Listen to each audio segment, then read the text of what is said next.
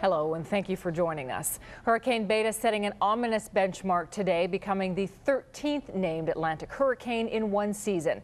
It's the first time that has ever happened since records started being kept a century and a half ago. Right now, Tropical Storm Beta continues to dissipate while passing over Central America.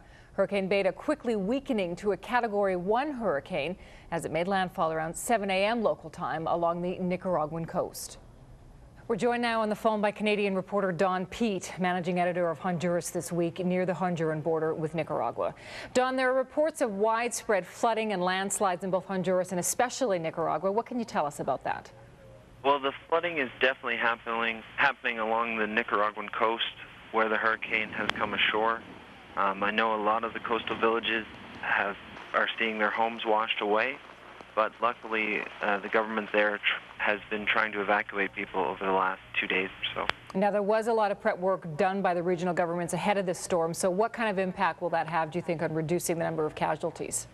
Well, I think that both governments have learned a lot since Hurricane Mitch in 1998, and that they've worked very hard to get people away from the areas that they know are prone to flooding and to hopefully move people into areas that won't be affected by mudslides either. What are the most immediate needs right now in the region? Well, a lot of people have been moved out of the way of the hurricane and are in temporary housing right now. They're going to need medicine, food, clean water, and more permanent housing, particularly if their housing has been destroyed by the hurricane.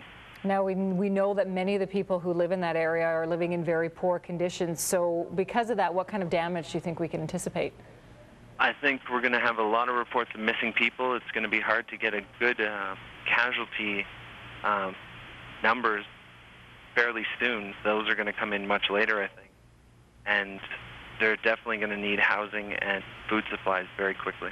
All right, Don Pete in Honduras tonight. Thank you.